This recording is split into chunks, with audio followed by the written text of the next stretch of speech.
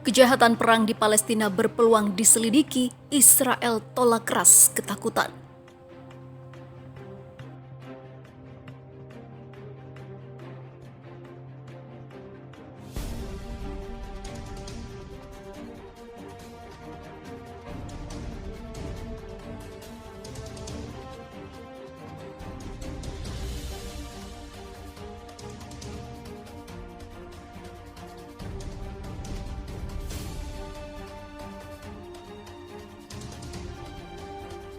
Pengadilan Pidana Internasional atau ICC mengumumkan bahwa mereka memiliki yurisdiksi di Palestina yang memungkinkan jaksa menyelidiki dugaan kejahatan perang. Israel mengajukan keberatan keras. Perdana Menteri Israel Benjamin Netanyahu mengutuk keputusan itu dan pihaknya akan melindungi warga dan tentara kami dengan segala cara dari penganiayaan hukum. Sebelumnya, Fatou Bensouda, jaksa utama ICC, telah mengumumkan niatnya untuk membuka penyelidikan formal terhadap dugaan kejahatan perang di tepi barat Yerusalem Timur dan juga jalur Gaza yang diduduki Israel. Namun, wewenang ICC untuk penyelidikan itu tidak bisa dipastikan karena status Palestina masih sebagai wilayah yang diduduki, bukan negara berdaulat. Bensouda masih menunggu konfirmasi apakah ICC yang bermarkas di Den Haag itu memiliki otoritas untuk melakukan penyelidikan resmi seperti yang dilansir dari The Guardian pada Jumat 5 Februari 2021. Palestina menggunakan status sebagai observer state PBB sejak 2012 untuk bergabung dengan ICC dan menyerukan penyelidikan terhadap tindakan Israel. Bensouda, seorang pengacara Gambia, mengatakan bahwa dia akan menyelidiki masalah militer Israel dan kelompok bersenjata Palestina, termasuk faksi Hamas yang berbasis di Gaza yang dituduh dengan sengaja mengerahkan serangan terhadap masyarakat sipil.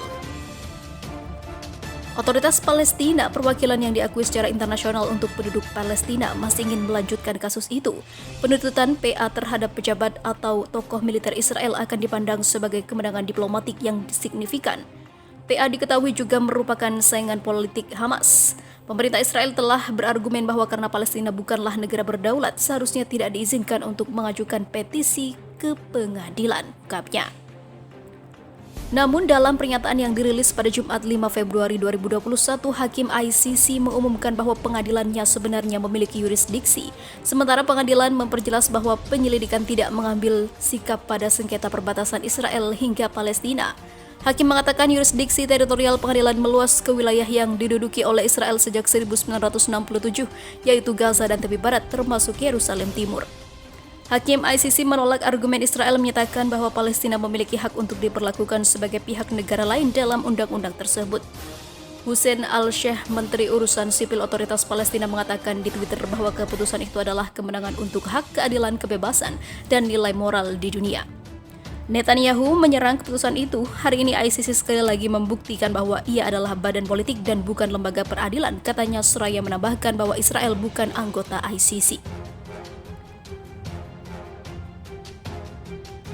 Israel saat ini belum menandatangani perjanjian internasional, tapi mandat ICC adalah untuk menuntut orang, bukan negara, termasuk mereka yang berasal dari negara yang tidak menandatangani perjanjian itu. Netanyahu sebelumnya menyerukan sanksi terhadap pengadilan ICC dan orang-orang yang bekerja untuk penyelidikan kejahatan perang di Palestina yang diduduki Israel. Pemerintahan Donald Trump menggunakan taktik serupa untuk memblokir penyelidikan ICC atas perilaku pasukan Amerika Serikat di Afghanistan. Sejauh ini, pemerintahan Joe Biden juga mengatakan tidak setuju dengan tindakan ICC terhadap Israel. Ia mengatakan sedang meninjau sanksi tersebut, sebuah langkah yang mengkhawatirkan Israel. Juru bicara Departemen Luar Negeri Amerika Serikat Ned Price mengatakan Washington memiliki kekhawatiran serius atas keputusan ICC pada Jumat 5 Februari 2021. Tidak jelas apakah Netanyahu juga bermaksud untuk memblokir pejabat ICC memasuki wilayah Palestina yang dapat menghambat penyelidikan karena Israel mengontrol akses ke tepi barat dan juga Yerusalem. Bensouda mengatakan dia bermaksud untuk menyelidiki insiden yang terjadi selama Perang Gaza 2014 antara Israel dan juga Hamas. Kasus ini juga dapat diperluas untuk mencakup dugaan yang telah menghabisi oleh tentara Israel terhadap lebih dari 200 warga Palestina. Secara terpisah, Bensouda berpendapat ada dasar yang masuk akal untuk percaya bahwa otoritas Israel telah melakukan kejahatan perang dengan memindahkan warga sipil Israel ke tepi barat untuk tinggal di pemukiman. Di bawah Konvensi Jenewa yang ditandatangani setelah Perang Dunia II, pemindahan warga sipil ke tanah yang diduduki adalah dilarang.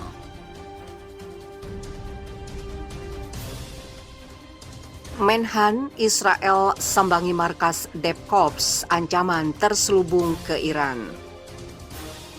Menteri Pertahanan Benny Gantz pada hari Minggu mengunjungi markas besar Depkorps, unit pasukan pertahanan Israel, yang ditugaskan untuk melakukan operasi jauh di luar perbatasan negara.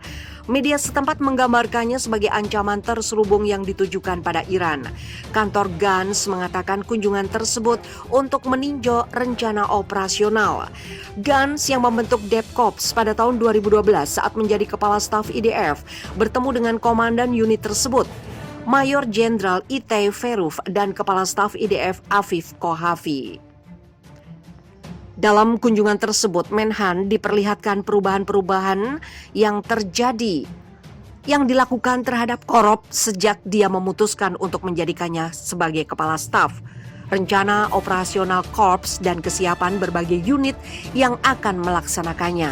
Itu yang disampaikan kantor Gantz seperti dikutip Times of Israel, Senin 1 Februari. Depkorps IDF adalah unit multidisiplin bayangan yang bertanggung jawab atas operasi militer di luar perbatasan Israel, dan aktivitasnya hampir selalu dirahasiakan. Jika IDF melakukan serangan terhadap Iran, Depkorps kemungkinan akan memainkan peran sentral dalam mempersiapkan dan melaksanakannya. Kunjungan itu dilakukan beberapa hari setelah Kohafi mengatakan dalam pidatonya bahwa dia telah memerintahkan militer untuk menyusun rencana baru untuk melakukan serangan terhadap Iran untuk mencegah Republik Islam memperoleh senjata nuklir.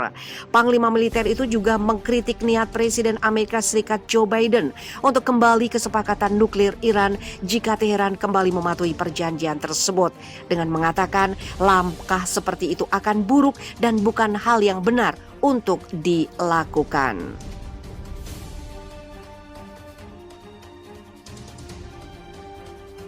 Gantz awalnya menegur panglima militer tersebut atas pernyataannya yang terbuka dengan mengatakan bahwa diskusi tentang kebijakan Israel terhadap Iran harus tetap dilakukan secara tertutup.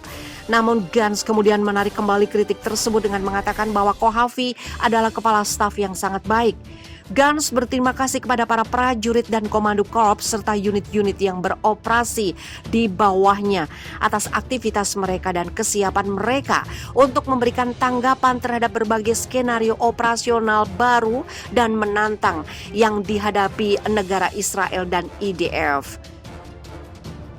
Dalam pidatonya Selasa lalu, Kohafi mengatakan bahwa karena sentrifugal yang ditingkatkan dan persediaan uranium yang diperkaya yang terus meningkat, Iran bisa berbulan-bulan, bahkan mungkin berminggu-minggu untuk membuat bom nuklir jika rezim Teheran memutuskan untuk bergegas ke depan dan membuat senjata nuklir. Iran dapat memutuskan bahwa dia ingin membuat bom, baik secara diam-diam atau dengan cara yang provokatif. Berdasarkan analisis dasar ini, saya telah memerintahkan IDF untuk menyiapkan sejumlah rencana operasional selain yang sudah ada.